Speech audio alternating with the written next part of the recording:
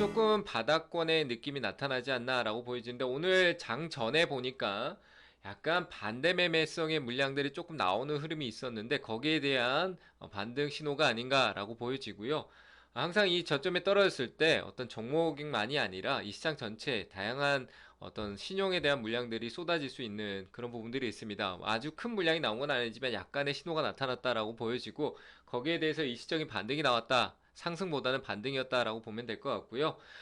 그런 측면을 봤었을 때 역시 지지 버팀목이었던 코스닥이 613포인트를 어제 장중에 터치하는 모습을 보이면서 조금 높은 가격대, 높은 포인트대였지만 613포인트를 확인했다라는 측면에서 빠르게 전환을 했다는 분위기, 그 분위기로 지금 오늘 같은 시장의 흐름이 나타나지 않았나라고 생각이 되고요. 그런 걸로 봤을 때 대외적인 이슈로 본다라고 하면 역시 미중무역 합의에 대한 긍정 신호가 이틀 연속 꾸준하게 똑같은 모습에 더 좋은 긍정 신호로 나타났다라는 것 자체가 오늘 시장에 조금 긍정 신호를 주고 있는 게 아닌가라고 보여지고 있지만, 확실하게 올랐었다라고 하기에는 아직 낙폭이 워낙 조금 깊게 떨어졌다, 어제로 인해서 좀 깊게 떨어진 부분을 좀 생각을 해야 된다라고 생각을 해서 조금 한 이틀 정도는 눈으로 확인하고 대응 전략을 보는 게 좋겠다. 역시 원달러 환율 역시의 하락 흐름을 보여주고 있는데요. 코스피 저항 버팀목과 지지 버팀목, 그리고 코스닥 저항 버팀목과 지지 버팀목은 역시 동일하게 보면 될 것 같다라고 보여집니다. 코스피 같은 경우 2052포인트고요. 코스닥 같은 경우 613포인트. 위쪽으로는 일단은 시장을 좀 더 지켜보자 라고 보여지고, 제가 설정해 놓은 이 값만 조금 확인만 해 놓으시면 좋을 것 같습니다. 차트를 보면서 좀 확인해 보도록 하겠습니다. 원달러 환율 같은 경우는 제가 1198원 정도까지 혹여나 올라오게 되면 여기서는 저항을 받고 떨어져야 된다, 꺾이면서 우리 시장도 역시 613포인트대에 와야 된다라고 했었는데, 어제 꺾이는 상황에서 지수가 내려가면서 조금 이날이 조금 어떻게 보면 좀 뭐라 그래야 될까요? 디커플링이라고 해야 될까요? 조금 반대되는 느낌으로 시장의 분위기가 나타났었는데, 장 초반에 어떤 상승에서 보여줬던 흐름에서 밑으로 꺾여 내려갔다 다시 올라오는 흐름, 뭐 그런 흐름에서 일어난 현상이 아닌가. 이 신호가 시장의 어떤 전환점이 될지는 조금 더 지켜봐야 될 것 같고요. 아직까지 위쪽으로 터치를 하지 않았기 때문에 조금은 좀 더 지켜봐야 된다라고 보여지고, 어쨌든 지금 방향성을 아래로 잡았다는 것 자체는 긍정적으로 볼 수 있습니다. 하지만 아래 꼬리를 달면서 가고 있다는 것은 그렇게 좋지 않다. 좀 더 확실하게 이렇게 좀 떨어지는 흐름이 나타났으면 좋겠고요. 이번에 떨어진다라고 했을 때는 좀 급격하게 떨어져야지만 다시 올라오기가 힘듭니다. 그러니까 다시 올라오지 않는, 원달러 환율이 올라가지 않는 흐름으로 가야 되겠죠. 그런 식으로 해서 아래쪽으로 한 1180원대를 무너지면서 아래쪽으로 떨어진다면 좋은 흐름 아래쪽에서 추세를 만들면서 좀 흘러내리는 그런 흐름이 다시 나타나지 않을까라고 보여지니까 잘 참고하셔가지고 보시면 좋을 것 같고요. 지수의 흐름을 본다라고 하면은 어제 코스피 같은 경우는 2052포인트 제가 얘기했었는데, 어제 2052포인트 자리죠. 2050 얼마인가요? 50 저가가 3.56포인트인데 뭐 선으로 긋다 보니까 조금의 차이가 있는 것밖에 없다라고 보시면 될 것 같고요. 거의 2052포인트 자리까지 찍고 반등이 나오는 흐름이 나왔다 라고 보여지고 있고, 이 반등에서 우리가 분봉으로 짧게 본다라고 하면은 어제 이 시간대에 급격하게 떨어지면서 저점 확인하고 빠르게 전환되는 모습을 확인할 수가 있습니다. 그렇게 하고 갭을 띄우면서 넘어왔지만, 이렇게 갭을 띄웠을 때는 빠르게 다시 한 번 더 재차 상승을 보여줘야 이 갭 구간을 잊어버릴 수가 있어요. 지금 갭이 이틀 동안 위로 한번 아래로 한번 이렇게 나오는 이 자리, 이 중심점 자리가 굉장히 중요해질 수 있다라고 보여지는데, 이 포인트를 지지해주면 2070포인트 정도 되겠네요. 이 포인트를 좀 지지해준다라면, 만약에 좀 장중에 좀 떨어지더라도 지지만 해준다라면, 금요일 특성상 오후에 빠질 수도 있습니다. 지지만 해준다라면 재차 위로 빠르게 올라가줘야 하는 흐름이 되어야 된다. 그러니까 보통 화요일날 좀 큰 움직임이 나타나는데, 월요일날 빠르게 한 번 더 올려준다라면은 최근에 나왔던 분봉에서 확인할 수 있는 이 하단의 추세 흐름이 전환되면서 넘어갈 수 있지 않을까 라고 생각이 들고, 그 한마디 정도가 더 올라가는 2100포인트를 다시 돌파 시도할 수 있는 그런 흐름이 나타날 수 있지 않을까라고 보여집니다. 그러니까 일단 위쪽으로 2100포인트가 다시 저항으로 잡혔다라는 거를 이런 식으로 확인할 수 있다라는 거를 볼 수 있을 것 같습니다. 자, 이어서 코스닥도 본다라고 하면, 코스닥 역시 이쪽에서 딱 떨어졌을 때 613포인트대를 터치하고 급격하게 빠르게 전환점을 보여주면서 위로 올라가는 모습을 보여줬는데요. 그 이후에 다행히도 다시 처지지 않고 위로 방향을 잡아줬다는 거 굉장히 긍정 신호고, 이틀 전날 갭 구간 사이에 들어와 있다. 가격대가 포인트가 들어와 있다라는 것도 긍정적이고요.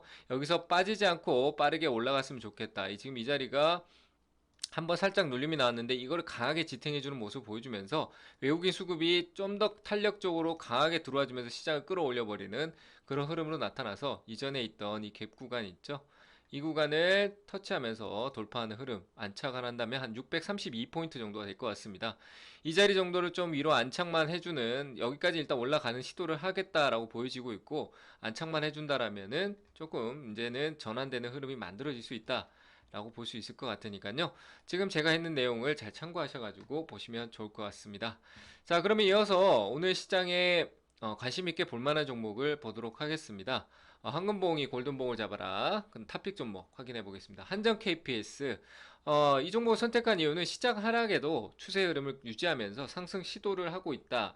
제가 어제 얘기를 드리고 싶었는데 어제 사정상 올리지 못했던 부분 죄송스럽게 생각을 하고 있고요. 어제 원래 선택을 했던 종목입니다. 자, 그리고 아직까지 충분히 더 볼 수 있다라고, 워낙 바닥권에 있기 때문에 충분히 더 볼 수 있다라고 생각이 들고요. 차트로 먼저 확인을 해 보겠습니다. 한정 KPS. 이렇게 보신다라고 하면 오늘 상승이 2%대 정도 이렇게 상승을 보여주고 있는데요. 어제 흐름을 봤었을 때 앞서 올라가는 흐름 자체가 최근에 이렇게 바닥권 박스 밑에서 이렇게 추세를 만들고 있다가 이 추세를 돌파하면서 최근에 올라왔는데 이 눌림목을 지키고 21선을 지지하면서 반등을 보여주는 흐름을 나타냈고 워낙 바닥권에 떨어져 있는 종목이다라고 보여지고 있고요. 장기적으로 1년 고점 만들고 2년, 3년, 4년, 5년 차, 말 그대로 4년째지만 5년 차의 장기적인 하락세에서 벗어나는 흐름을 보이고 있다. 그러니까 바닥을 확인하고 있다라고 보여지고요. 진 바닥이 이때 작년 10월 달에 나왔다. 이 전이 원래 따지면 이 바닥보다는 이 바닥이 진 바닥이었다라고 보여지는데 그 바닥의 박스권 상단을 위로 돌파 시도하고 있는 모습을 보여주고 있다는 것 자체가 긍정적이다라고 보여지고요. 단기적으로 위쪽으로 올라갔을 때 제가 봤을 때 4만 원대 4만 원대 부근과 좀 높게 본다면 한 4만 4천 원대 정도까지 상승 여력이 있지 않나라고 보여지니까 역시 무거운 종목이니까 올라가는데 시간은 걸리겠지만 겨울에 뭐 전력 소비도 있겠지만 발전기 쪽에 관련 뭐 원전 해체도 원전이 다시 재가동해도 수혜고 그리고 해체를 하는 부분에서도 역시 참여가 되는 쪽의 회사이기 때문에 한국전력도 분명히 좋지만 한국 KPS가 조금 안정적인 흐름의 느낌이 나타난다라고 보여져서 선택한 부분이 있으니까요. 잘 보시고 따라가기보다는 얼마든지 음봉으로 이렇게 올라가대도 이렇게 조정을 줍니다. 예, 조정 주는 흐름에서 음봉 매수를 하면서 천천히 종가 매수 전략으로 가져간다라고 하면은 충분히 수익을 낼 수 있으니까요. 이런 무거운 종목은 음봉이 나올 때 종가를 공략하는 그런 식으로 반대로 올라갈 때 수익을 냈다가 또 음봉의 저가를 공략하고 수익 내고 그런 전략으로 간다면은 충분히 수익을 잘 가져갈 수 있다라고 보여지니까 음봉 매수 전략으로 잘 대응해 보시길 바랍니다. 자, 이어서 다음 종목 덕산 하이메탈입니다. 앞서 예전에 제가 한번 언급을 많이 드리고 추천드렸던 종목인데 흐름이 좀 괜찮아 보여서 눌림목 지금 현재 버팀목 자리로 밑으로 내려와 있는 상태이기 때문에 M파동이 나올 수 있는 자리 변곡점 자리라고 하죠. 그런 자리가 나타났길래 한번쯤 접근해 볼 수 있다라고 측면에서 가지고 왔습니다. 차트 보면서 한번 더 보도록 하겠습니다. 덕산하이메탈 모멘텀은 플렉시블 디스플레이 관련주고요. 관련된 반도체 쪽이다라고 생각을 하시면 될 것 같은데 이 반도체 특히 플렉서블 같은 경우는 예전부터 2007년, 8년 그 이전부터 이때부터 워낙 이슈가 됐던 모멘텀입니다. 근데 이제 그게 최근에 우리 그래핀 얘기도 많이 나오고 최근에 이제 실현될 수 있는 부분이 많이 나타나고 있기 때문에 이 바닥권 기회지 않나라고 생각이 들고 있습니다. 덕산하이메탈 같은 경우는 워낙 회사도 좀 좋은 쪽으로 가고 있고 뭐 OLED 관련해서 덕산 네오룩스라든가 분할됐지만 덕산 네오룩산 이 덕산 그룹 자체가 반도체 시장에서 어떤 조금 좋은 모멘텀을 가지고 있지 않나라는 판단이 들고 최근에 좀 고가를 강하게 찔러주는 흐름이 있었는데요. 그걸 다시 수렴하면서 조정을 주고 있다. 조금 더 하락은 보여줄 수 있겠지만 역시 떨어지더라도 이 갭 구간 안에서는 재차 반등 시도가 있을 거다라고 보여지니까요. 저는 이 자리까지 떨어질 수도 있겠지만 떨어지기보다는 이 자리를 좀 지탱하면서 21선이 살짝 꺾이겠지만 이렇게 보여지면서 여기서 다시 재차 반등 시도하지 않을까. 여기서 박스권을 조금 만드는 흐름을 나타내지 않을까. 그러면서 단기 수렴 구간을 이렇게 만들어서 여기서 반등이 나올 수 있지 않을까라고 생각이 드니까요. 손절폭은 굳이 제가 크게 잡는다기보다 회사 가치를 보고 조금 더 끌고 가는 전략이 좋을 것 같다라고 보여지면서 아래쪽으로 이 기준봉이 크게 갭을 벌어줬던 이 봉 두 개를 두고 이 봉 안에서 여기 가격 확대 안에서 전략을 가져간다라면은 손절폭을 여기 아래로 잡으면 되겠죠. 손절폭은 한 봤을 때 6,100원 쪽 아래쪽인 보면 될 것 같으니까 61선을 살짝 항상 지지한다라기보다는 이탈할 수도 있다라는 측면으로 보시면 좋을 것 같습니다. 현재 흐름에서 21선을 이탈하고 21선 이탈했다라고 끝나는 게 아닙니다. 왜? 21선 추세가 아직 살아있기 때문에 얼마든지 여기서 수렴 형태로 돌파해 나갈 수 있다. 라고 보면 될 것 같으니까요. 한번 잘 생각하셔가지고 대응해 보시면 좋을 것 같습니다. 위쪽으로 올라갔을 때 제가 생각하는 패턴은 M파동이 이렇게 바로 나올 수도 있겠지만 살짝 올려놓고 행보하다가 올라가는 전략으로 다시 뭐 쌍바닥을 만들 수도 있겠죠. 만들겠지만 여기 안에서 이렇게 만들어지면서 재차 추세 흐름대로 상승 시도를 할 가능성이 있어 보인다. 워낙 바닥권에 내려와 있고 충분한 상승을 보여줬지만 물량 소화 개념이 좀 많이 있었기 때문에 위로 돌파해서 좀 길게 본다라면 한 만원대 위쪽도 한번 볼 수 있지 않을까라고 생각이 드니까요. 잘 참고하셔가지고 보시면 좋을 것 같습니다. 시장의 방향성에 따라서 조금 달라질 수 있는 부분은 생각하셔가지고 대응하시길 바랍니다.